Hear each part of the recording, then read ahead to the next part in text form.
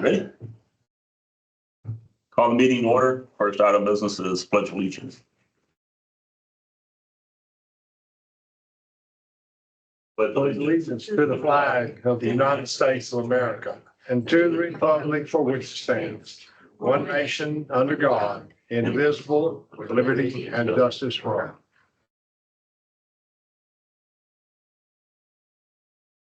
We have a quorum present. We have 3 board members absent. Mr. Jeff Kennedy, Mr. Chris Zeig, and Mr. John Kelly. Next item is public comment on non-agenda items. We haven't received anything, and I don't think anyone signed in to my knowledge. All right. Next item is public comment on agenda items. Again, we haven't received anything. All right. Item number 1, discussion and possible action on the minutes of the May 16, 2024 permit hearing and regular board meeting.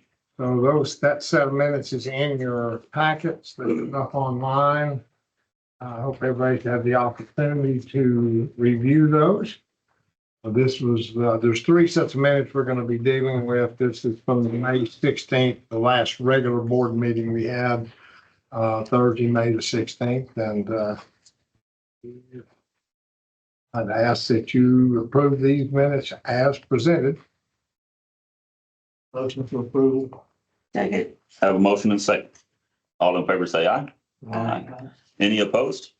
Motion carries. Item number 2, discussion and possible action on the minutes of the June 3rd, 2024 special called board meeting. Again, you have this in your packet. This was for the, we have the one agenda item for the purchase of the H&R Block building. This was back on Monday, June 3rd. And if you have any corrections or revisions, I'd ask that you adopt the minutes or approve minutes as presented. Move we approve the minutes from the June 3rd meeting. Second. Have a motion and a second. All in favor say aye. Aye. Any opposed? Motion carries. Item number 3, discussion and possible action on the minutes of the June 18, 2024 public transport permit hearing. There again in your packet there, these are the minutes for the transport permit hearing. We have on Tuesday the 18th up at the Hearn Elementary School cafeteria. And I ask that you approve the minutes as presented. Entertain a motion. Make a motion to approve the minutes. Second. Have a motion and a second. All in favor say aye. Aye. Aye. Any opposed? Motion carries. Item number 4, financial report. So since the last meeting, and our last regular board meeting was back in 16th of May. So in your packets, I've included 2 sets of financial reports, one for May and one most recent for June. I'll go through, if you got any questions on anything from May, feel free to ask any of those questions. I'm going to go ahead and skip to June and move forward. So anybody have any questions on anything in May? Not. So deposits for the month of June, $78,655.07. Total deposits. On our balance sheet, you'll see that our 2 checking accounts, one at $72,600, one at $364,282.51. You can see that our certificates of deposit are now at $915,510.81. I took a CD that we had that was maturing. We put it into the operating fund. So we have one less CD now, but we have had a need for, as we purchased the H&R Block building and had other expenses coming up. So our total current assets are $1,352,000 plus, and with our total assets at $1,713,000 and some change. And then moving over to your liabilities and equity, again, you'll see that we balance out. Moving on to the next page is our budget expenditures. At this point, we have a total income for the year of $451,779.43. You can see that we've spent $528,414.84.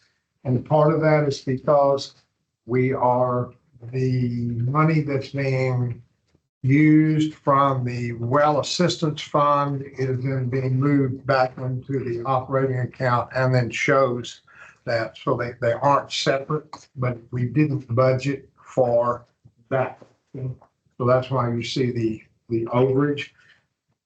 And so that shows that we've used 61%, but if you'll go up to the line item on engineering hydraulics, you'll see we're showing it 132%.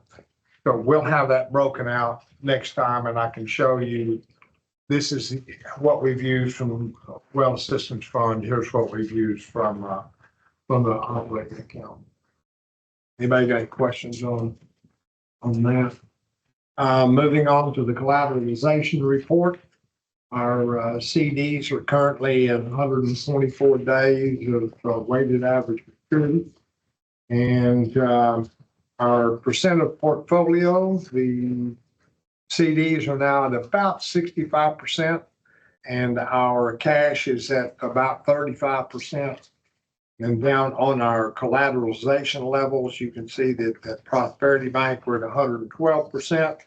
And at South Star, we're at 373% because we took that CD out, cashed it in, took it to a different bank, put it into our checking account, and they haven't lowered their instruments that we use as collateral. So I feel like that's going to happen pretty soon. And then the last two pages are the expenses, the checks that were written on, first there is on our operating account totaling $72,343.62. And then the last page there on this report, you can see the well assistance fund. We started at $93,105.98. And then most of the reason for decline down to $72,480.28 was on the 3rd of June to write or to move money from this account into the operating account for $20,203.75 to AGS. Anybody have any questions on the financial report? Not, I'd ask that you approve the financial report. I'll move to approve. Second. I have a motion and a second to approve the financial report. All in favor, say aye. Aye. Any opposed? Motion carries. Item number 5, presentation by James Beach from Advanced Groundwater Solutions detailing the average artesian head change for each aquifer, comparison of the average head change for each aquifer, and the compliance with the corresponding desired future condition. So this is not James, it's Chris. James is in Colorado having a Colorado Rocky Mountain High, I guess. He's going to be there for a while. It is Advanced Groundwater Solutions. Do what? But it is Advanced Groundwater Solutions. There you go. It is Advanced Groundwater Solutions. No doubt about that. Chris is going to be giving the presentation. I can say, and I've said this to a lot of the public lately, that everybody needs to be paying attention to desired future conditions. That's for the longest time since we've been here. It was a number. We all knew it was desired future condition, and that was a thing that we needed to be planning for and possibly regulating to. And I'm stressing to everyone I talk to, desired future conditions are everything. They're regulatory, and I know that you guys pay attention to the desired future conditions. And so, Chris, this is our annual. We don't have to do this annually. We only have to do it once every 3 years in our management plan. But annually, we want to know, do we comply with the desired future conditions, and exactly what what does that path look like? So Chris, I'm gonna turn it over to you. All right, I'd like to start off. Good afternoon, everyone. Chris Strobek, Advanced Groundwater Solutions. Start off with a map of groundwater management area 12, also referred to as GMA 12. There are 5 groundwater conservation districts that work together in GMA 12. You got Fayette County, Lost Pines, Post Oak, Savannah, East Texas, and Brazos Valley Groundwater Conservation District. Kind of giving a little overview of the Texas groundwater planning cycle. You know, this comes from the joint groundwater planning where you have basically the GCDs working in the GMA to develop DFCs, which are desired future conditions. Those go into the Texas Water Development Board, who develops the MAG, which is the modeled availability groundwater. And that's basically using the official GAM to determine how much pumping can be allowed based on the DFCs.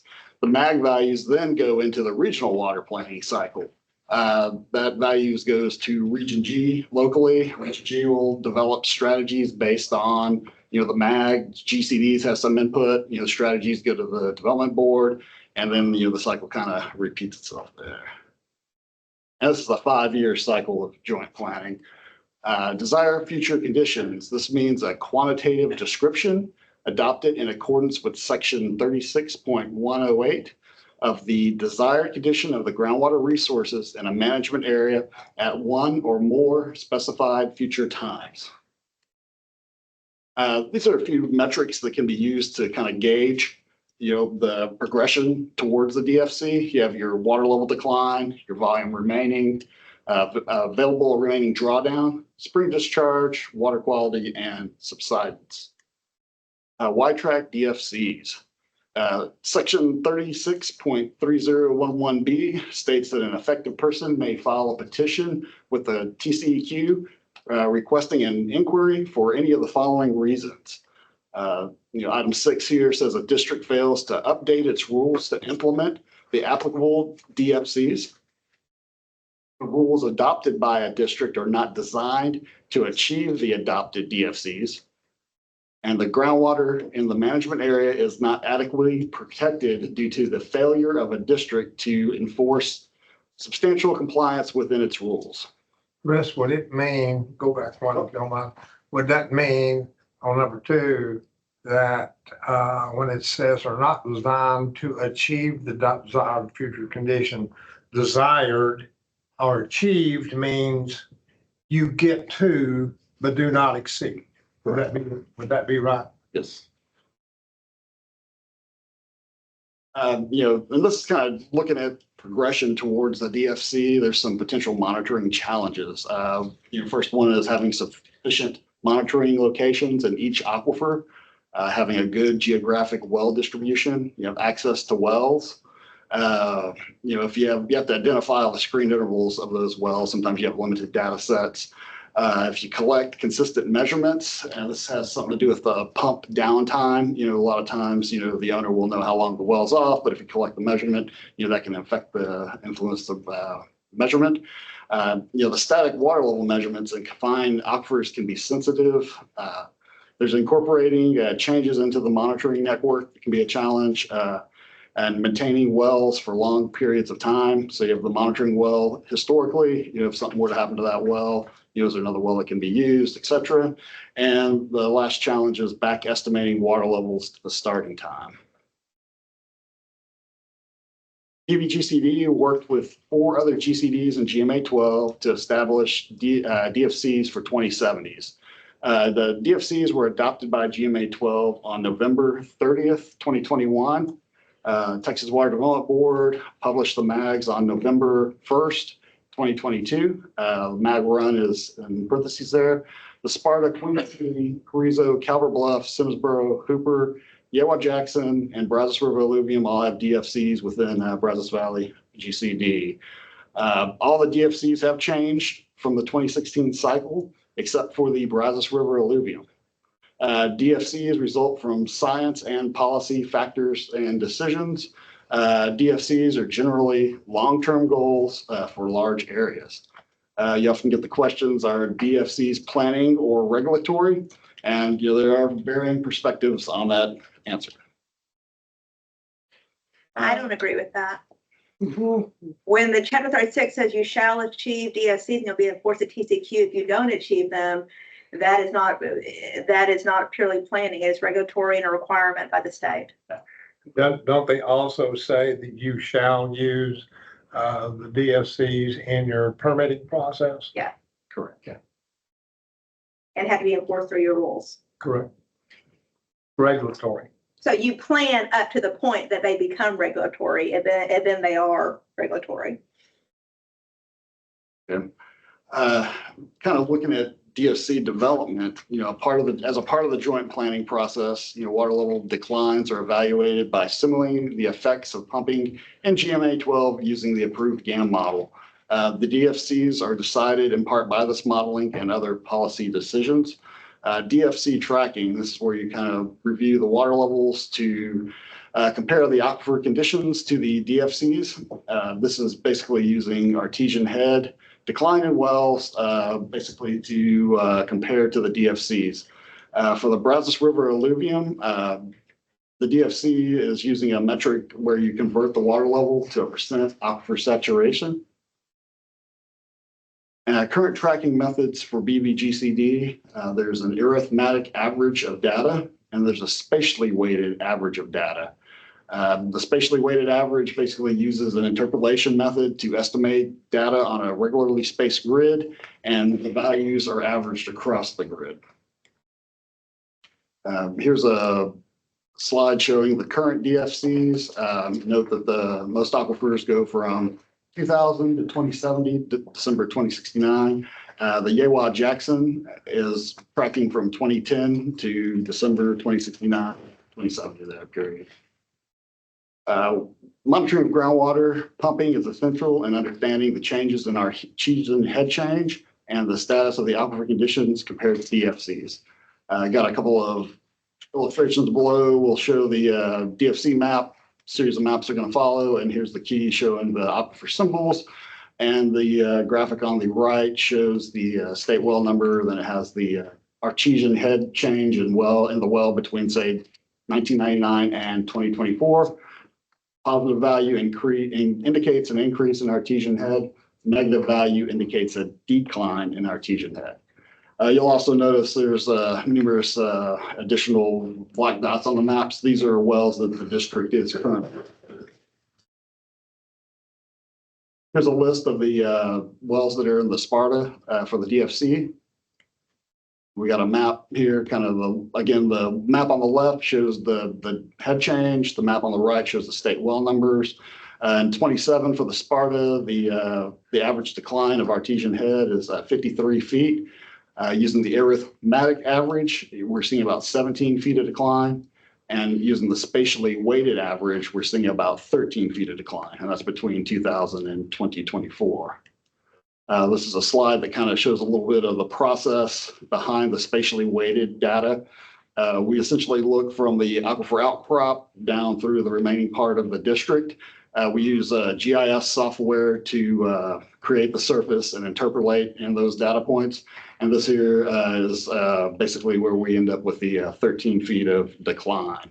If there's any questions on that methodology, we can discuss them as. Let me add this too, Yeah. Chris, is that you'll see it's a decision that y'all made in the last DFC round that we would remain using 2000, year 2000 as our baseline date, because that's when DFCs, it went back to 1999 and 2000 when we started the process after that, but that became the date. All the other districts, we remain and say, we don't want to lose that data. We want to be able to say, that's where we were, that's where we started, here's where we are today, without any interpolation, without any estimations. That's what we wanted to do. And I think that's a great method, okay? The other districts have opted to move forward, and they've left 2000 behind. They've moved up, I think, into 2010. 20. And the reason being, they didn't have many wells in the background here that went back to 2000 that they could continue to measure. And that type of thing makes sense, okay? But they kind of lost that original date. You're going to see on a couple of our aquifers, the Queen City and the Calvert Bluff, where we have made serious research to try and find wells within the district that are of that screening and have been, that go back that far. We've only got a couple in each one. We're going to continue, we're going to go back and see if we can't pick up some more possibly. We're going to do another search to see if we can't find, because if not, that may be a place in the future that we may need to bump ours up from 2,000 and those two and move it up to a period of time when, okay, we've been measuring these wells and it gives us a better baseline to work off. So that's just something for future thought. Here's a hydrograph of the Sparta wells. You notice there are quite a few more data points about 2015 going forward. When you are districts collecting more data, we have some few data points that go back to 2000. Some of those were interpolated back then. But the district is working, collecting data, numerous wells going forward. In the Queen City Aquifer, there's one current well that's being measured. You see the Queen City, the DFC is 44 feet of decline. That well in northeastern Brazos County is a decline of about 18 feet. We did have a second well, an outcrop well out off of Old Henry Perry Road, and we've lost that well, don't have access to it again anymore. So we're gonna try to get that well replaced. And we're also, the district's also, reviewing monitoring data available in adjoining districts. You'll see a couple of points there as well. Those aren't factored into the Brazos Valley DFC, but that is the level of change that is occurring in those wells at that point. Here's the hydrograph for the Queen City well. Here's a list of the wells that were Carrizo Aquifer that were used for the DFC calculations.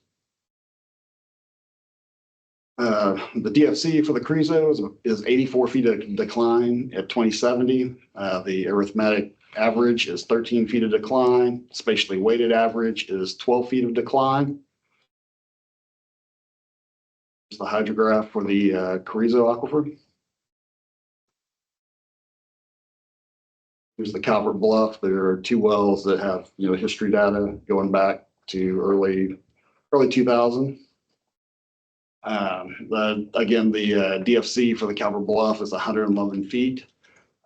You can see that you're seeing a decline of about 19 feet and near the county line there, and that's kind of in line with what we're seeing across the county line. And then you get back towards Highway 6, and that's showing about a foot of decline during that period. Here's the hydrograph for the Calvert Bluff. We move to the Simsboro Aquifer. Here's a list of the wells that are used in the DFC tracking. DFC for the Simsboro at 2070 is 262 feet. The arithmetic average is 66 feet of decline, and the spatially weighted average is 68 or 70 feet of decline. And that's based on kind of 68 feet is looking at the freshwater portion of the Simsboro. The 70 feet is based on, the entire available area in Brazos Valley. And here are the hydrographs for the Simsboro Aquifer in Robertson County.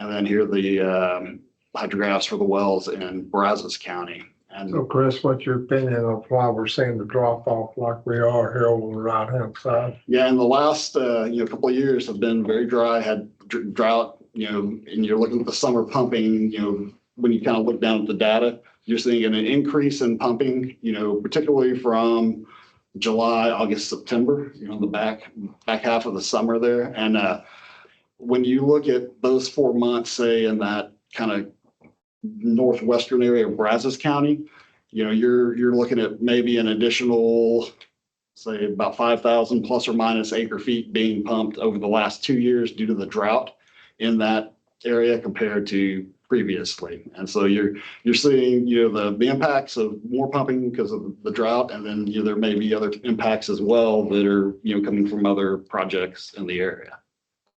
Vista Ridge. Yeah, correct. What have you and James talked about what you think that the average impact of Vista Ridge has been since they turned the pumps on in 2020? We have to go back and look at the water level data. The simulations, I want to say, are about a third potentially. We'll have to go back and double check that, but I think that's, without having looked at it, it's been a couple of months here. Just from our measurements that we take out in this area, Simsboro, I would estimate that on this side of the Robertson County, we're probably seeing about 20 feet is about what we've seen that you could go. There's not anything else that's caused that, anyway, that's just my thought. And moving to the Hooper, here's a list of the DFC wells. Here are the maps. The DFC at 27 is 167 feet of decline in 2070. And the arithmetic average artesian head change since 2024 is 11 feet. And here are the hydrographs for the Hooper Formation. Yawa Jackson, here's the list of wells that were looked at for the DFC estimate. 2070 DFC is 67 feet of decline. The average change from 2010 to 2024 is an increase of 7 feet. And this is one where there's more data available in 2010. And so that's where the starting point is. Here's the hydrographs here for the Yawa Jackson wells. Here's a comparison of the DFCs over the last 7 years. This is basically a chart showing, the average change per period. You see the Simsboro was about 2022 is about 43 feet of decline, then progressed to 58 feet. And then 2024 was 66 feet. And this table will show the decline of the Simsboro DFCs. This is basically change from year to year. You see that in 2022, you had 9 feet. From 2022 to 23 was 15 feet. And then 2023 to 2024 was an additional 8 feet. And that kind of coincides. You see a little bit more pumping in 2022 than in 2023. Brazos River Alluvium DFC wells. Here's a list of the wells we looked at for those. We have hydrographs for these wells. It's the well locations. Kind of looking through here. Hydrograph for the Robertson County Brazos River Alluvium wells. Here's Brazos County. And the average percent saturation in 2024 is 64%. The DFC for the Brazos River Alluvium, it's basically 30% or greater north of Highway 21 and 40% or greater south of Highway 21.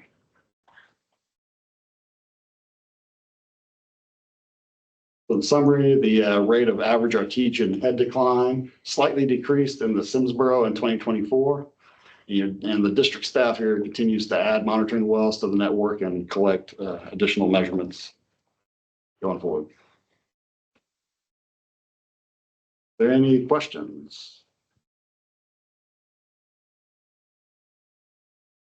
Any questions from the board? Would you say that we comply with the DFCs at this point in time? Currently, I would say yes.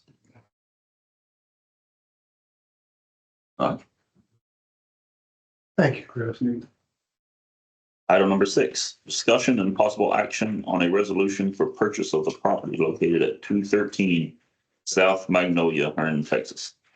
So we have had the opportunity that we got the H&R Block building purchased, and the committee said while we were doing the search and for properties and for buildings back in May, there was, you ought to look at the old D. Cordova cleaners. Let's at least investigate it and see if that's something that, because it's right next to us, it would be something that it'd be better for us to control that property than anyone else and could be something that could be used in the future. So I began talking to the owners. That has manifested to the point of working with them on a contract to purchase it. It's cost on it is $17,500 plus the closing costs, and there's not any attorney fees involved. That would be title policy, prorated taxes, and then the fee that the company actually charges for doing what work they do. So it's 17.5, and they estimated. Don't have the number in my head. No, they didn't give me an estimate on that, but I want to say it was, I just don't remember. Anyway, should have put that on here. Long story short, the taxes on it for last year was $900 and something. So prorated through July, you're looking at about $500 worth of taxes plus the other fees. So anyway, I visited with all of the members of the building committee. They're in agreement that we should move forward with this. So I recommend that we do purchase the property where this at 213 South Magnolia from Teresa Huerta and William B. Pompa for our use in the future. And there's a resolution, and do that by resolution, and there's a resolution that is included in your packet. Is this the one that requires cleanup?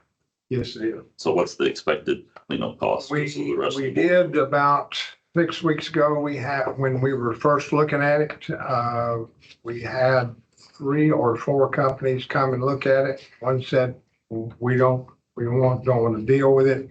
One gave me a number of like $58,000. The other one gave me a number that was about $65,000. There is some, we had one individual that was going to do it much cheaper than that, but he did not have a license to handle any of the asbestos. There is a little bit of asbestos, not a whole lot, but it's there. And so it's going to take somebody with that license to do it. So my guess is it's going to be, by the time you get done, I think you're going to be, could be 70%. Then we'd have, whenever we want to do something with it, we'd have expense of remodeling that That's area. exactly right.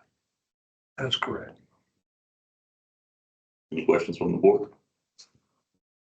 Entertain a motion.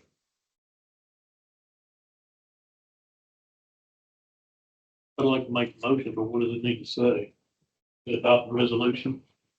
Adopt by, approved by resolution, yeah. And delegate the authority to the resolution, and I'll just delegate the authority to Alan to execute the purchase for that price, plus closing costs. Okay, yeah, that. Second. Have a motion and a second. All in favor, say aye. Aye. Any opposed? Motion carries. Item number 7, review, discussion, and possible action on the readoption of the district investment policy. So each and every year we put the district investment policy out for everyone to review, being board members. We do that annually. Sent it out. It's been up for everyone and the public to look at. I am the district investment officer, and so I'm required every 2 years to go and take 4 hours of continuing education to keep that designation. Just did that in early June. There were no updates that were brought to our attention that we would need to put into the investment policy. At this point, from time to time, because of the legislature, they'll have something that happens, and then we literally got to make a change and add. We had none of that. I have had no one say we should do this and change that or make that revision. I've gone through it and feel like, that we should just, readopt it. It's readopted by resolution, with no revisions. And I would entertain any questions that you have, we can talk about it. If not, I'd ask that you, approve it by, or readopt it by resolution with no revision. Any questions from the board? If not, entertain a motion. Move we adopt the investment policy. Second. I have a motion and a second to readopt the investment policy as written. All in favor say aye. Aye. Any opposed? Motion carries. Item number 8, discussion and possible action on the Education and Conservation Committee recommendation to readopt the district water conservation plan. So we, again, this is one of 2 documents that the Education Conservation Committee looks at annually to see if there needs to be any revisions, things as is. This year, because of all that's going on, the numbers of permits that we've had, the transport permits that are being applied for, that type of thing. The main revision that I suggested to the committee and were received well was to add, and all of y'all have this in your packet there. And on the page at the bottom of page 3, go ahead, I think. Okay, you'll see where I've added and recommend that we add in several places, the red line there. That, so reading that line, it used to just say the public water suppliers of Robinson and Brazos counties will periodically, okay? Well, there's going to be water moving from Brazos and Robertson counties, especially for Robinson. And you have those entities on the other end that need to play just like our people have to play and have to follow along. So I suggest that you add and suppliers receiving water from the district, from district water resources via transport permit. And there are several places that I suggest that you put anywhere that fit, and to achieve a goal. We will notify all retail water suppliers and suppliers receiving water from district water resources via transport permits regarding the adoption. So there's a number of places. Go ahead and go to the next one, and that's under industrial users also. All of the transport permits are for, they have all of our categories. So if they've got the categories in there, then they need to be included. At least that's my opinion, my suggestion, recommendation to the board. So there you are in industrial users. Go ahead and go to the next one. This is under the section under municipal and retail water supply groups. That statement fit very well. Okay, next one. Under your wastewater recycling, reuse, and the water structure, rate structure, the same thing. Let's see if I missed one. Go back. Did I have slide 5 in there? One more. Okay, I did one more. Okay, I didn't get that slide in here, but on page 5 in your packet, under coordination, there's a section right there that needed the same thing. This water conservation plan shall work in concert with all public water suppliers in the district, agricultural, steam, electric, and industrial permit holders, suppliers receiving water from district water resources via transport permits, and in cooperation with the regional water planning authority. So that Gary brought that to my attention. I've just put that in this afternoon. It fits well and needs to be. Moving over to page, I've done page, okay, on page 7 in your book, and it's not in here either.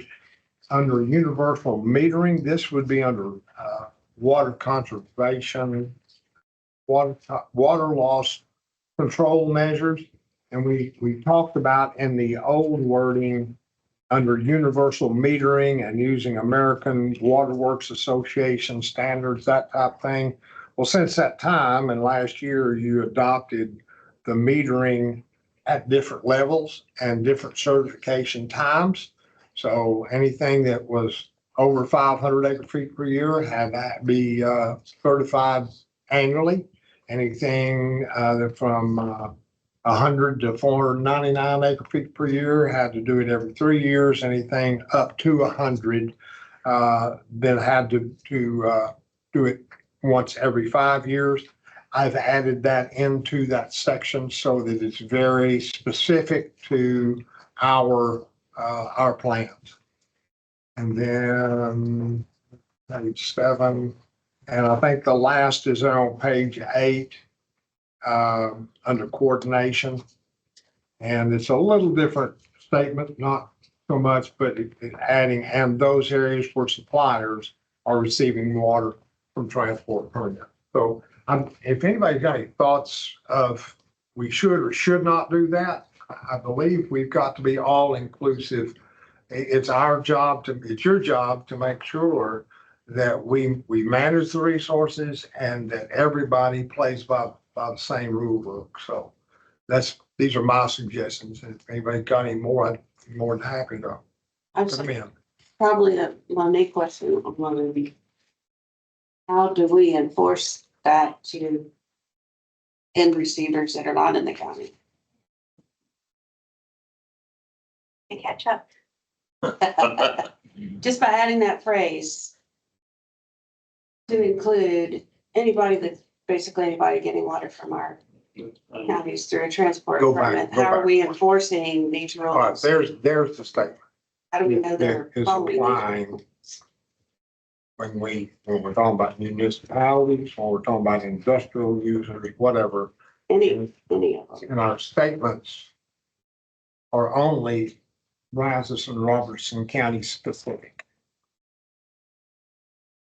It only speaks about those in the district using. Well, but there's, So her question go ahead. is, how would we enforce that someone else outside of the district? Through permits but these are attached to permits. that Okay, are so it's within just the gonna be district. wordage in that transport permit that says whoever's Yes. So what, getting that water has to. back to her question, what authority would we have to go to, say, the city of Georgetown and ask them to provide their water conservation Well, plan? if they're We already in, have that. yeah, That's already being required. if they're within the project of a transport permit, all those transportation and end use and all that stuff is required as part of the permit. It's statutory with 36.122, and therefore they're in our rules as well. I'll say this, Post Oak Savannah felt strongly enough about it that when the Vista Ridge project ran water through that pipe the very first time to purge the pipe, and they were running it down a creek in San Antonio, they charged them with waste. And ultimately, San Antonio said, okay, we'll pay the fine. Because it's the origination point of it that we have regulation over, not the, Right. and that's all therefore related. So how would we find it? Do we have anything? I mean, I'm not aware of that. Well, I'm not getting into their situation, or generally we have broad authority through injunction and/or penalties up to $10,000 a day, each individual day, different, separate fine for whatever enforcement. Obviously, we don't jump to that. We try not to do that. We try to amicably work things out first, but we have that express statutory authority in chapter 36. Any other questions from the board? If not, entertain a motion. I'll make a motion, we accept change. Second. Have a motion and a second to accept the change and readopt the district water conservation plan. All in favor say aye. Aye. Any opposed? Motion carries. Item number 9, discussion and possible action on the Education Conservation Committee recommendation to readopt the district drought contingency plan. So the document was sent out to everyone or to the committee to look at, make any suggested changes or revisions. The main one that came back will, and Lisa provided this, a formatting change. It certainly did a much better job than what was there and did find an error to where it was needed to be stages and not stage, that type of thing. I don't think there were any other recommendations other than let's get this format cleaned up and if there were any misspelled words, that type of thing. So basically I'd say that my recommendation is to readopt the district drought contingency plan with the formatting and changes and any grammatical errors that have been corrected. Any questions from the board on the changes? If not, entertain a motion. I move we readopt the drought contingency plan. Second. Have a motion and a second to readopt the district's drought contingency plan. All in favor say aye. Aye. Any opposed? Motion carries. Item number 10, executive session. Texas Government Code 551071 to receive attorney-client privilege information regarding pending transport permit applications for groundwater from the Sinsboro Aquifer. Texas Government Code 551071 to receive attorney-client privilege information regarding 2024 and 2025 export permit fee structure. This time the board will go in executive session.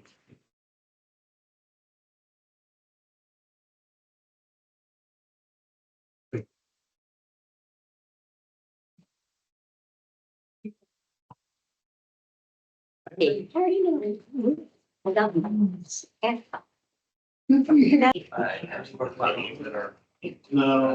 Crutchfield alternator. Oh, He's good. He's gonna be niche there.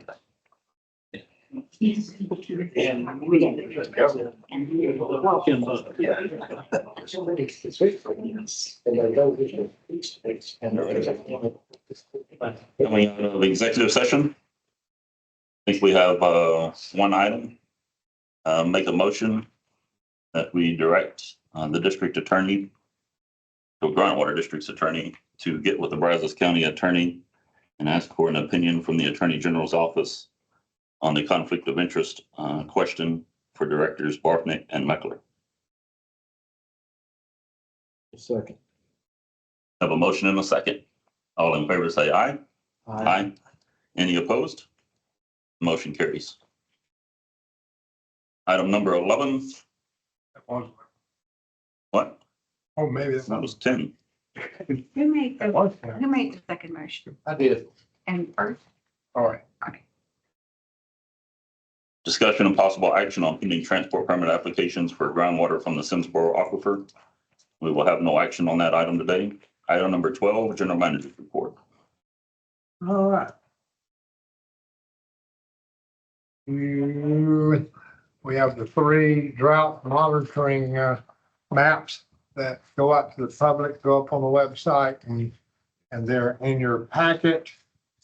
Things are in pretty good shape right now. Not looking to have any seasonal drought. Doesn't show to be look to be good all the way through September. So we'll see if that holds. The next document there is the total permits, total productions by aquifer, always being updated. And again, that is out for public view. I did provide this to GMA 12 as a reference document for what we permitted and how we go about doing business at our last meeting. The next document, there were no GM permitted wells during the month of May or June. The 12C, which is the Center for Mitigation Management Depletion Zone for May and June. I'll quickly tell you, we have moved. John is now up into the area to the north of, or east and north of Highway 7, all the way up to Lake Limestone. We're also working the area that is to the north and west of the mine, up around Major Oak Power Plant, moving up toward Bremont into those outcrop wells. The goal is to have the everything up in that mine and Bremont area that would be a Simsboro well, and everything north or east of Highway 7 completed by September the 1st, and then looking to have the area in between, that's primarily up in the be to the north of Luminant Power Plant up in there, because most of the things that are in that area around the power plant are rig supply wells. There are a few wells that are for domestic use, but not a lot there. But you move beyond that and you get to the north of that and get into the Moorhead area up in there, and you get into several Simsboro wells. So our whole hoping to have everything that we know of to be touched by mid-October. So that's where we're headed, making great progress right now. So we'll just keep steaming ahead on that. I think there's 442 wells, I believe, that are on the list now. There were 612 wells that the AGS picked up from our database that said that they were Simsboro wells. And I think some of those were misidentified. I think some of those are probably Calvert Bluff wells. And I don't know that we're going to get to 612 but whatever it is. So we are finding, I can tell you, it's amazing how many Simsboro wells have not been registered up at Lake Limestone. Everybody up there's got a well. Everybody up there has a well. There is no power, public water supply. And I knew there were everybody's got a well. So they have opened their community to us. We found the right person and got the word around, and everybody's tickled to death that we're coming up and measuring their wells, and not that they'll ever be mitigated, because we don't expect a lot of impact at all. Very minimal impact up there, but they're just tickled that we're up there. So I think we've made a lot of friends up that way. I'm really pleased with it. So the next is the DFC planning update. We did have a meeting May 23rd. It was I'll call it a productive meeting. Not that we decided on any, it wasn't controversial. Nobody had an agenda. We talked about our management plans and our goals and how we go about managing. One thing that kind of caused, I don't know if it caused heartburn, or I don't know what the right word is, but I did present to them our January of this year. We did a presentation on, here's all the Simsboro permit that we have that we permit. And we ran that model to see what that was going to look like if everything ran at full bore like we would normally do in our DFC planning process. Okay, that's not going to happen this time. We just wanted to show. And here's a worst case scenario for us. And boy, there's been a lot of questions asked by a lot of other districts and things. Please send me this and send us the modeling files and that kind of thing. So it stirred something. We will be meeting again on, I think I have here the 8th. I believe that it's the 7th. We had to move it a day. Anyway, it's in early August, and still planning. We've been the only ones to put anybody on a committee to even think about doing a groundwater summit, and nobody else had even attempted to. And now they've been chided and said, go get your people and get them on the committee. So I guess if they don't do that, then maybe we don't have one. I don't know, but they've been asked to make that happen. I'll let you read the rest of it. There has been I wasn't there. I was told this was secondhand information that the Lost Pines president attended the Post Oak Savannah GCD meeting, I guess it's a month ago now or so, and indicated that their board was not in any way prepared to move the DFCs at all. That came from him. He's not a GMA member. He's just the president of the board. So we'll see how this goes. We may be near the end of the DFC process. I don't know. So we'll see how that goes. We have not done any model runs. There's been no, as y'all already know, we started with the current DFCs and said, let's work through and did an initial adoption and said, okay, let's work the nine factors against that number and see how that plays out. We do have one individual, that's Andy Weir with the Simsboro Aquifer Defense Fund, that is really pushing to have us to look at how much head is left above the aquifer and use that very possibly as the DFC. So how much water is available above the aquifer and possibly not use feet of reduction. So we're kind of on a parallel path on that anyway. So we'll see how that moves forward. Any questions from anybody?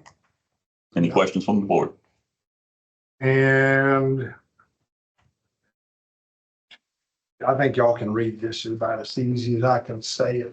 So I'm gonna let y'all read and this is all online for the public to see also on the general manager's report. I will say that the groundwater summit, Texas Groundwater Summit, is going to be the 19th through the 22nd.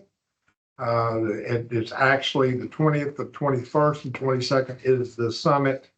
We got a tag business meeting early on the 20th, and we've had several to sign up and kind of looking forward to that. The Post Oak Savannah GCD has their groundwater summit on the 18th of July, all day. It's at the Caldwell Civic Center. I want to attend. I think it's going to be, they've got a good schedule of people to talk. And you have the update of where we are on the management plan. Anybody got any questions? Oh, come on. That's all I got, Jay. All right. Item number 13, discussion on possible future agenda items. Anything from the board? Hearing none. Item number 14, we're adjourned. Thank y'all. I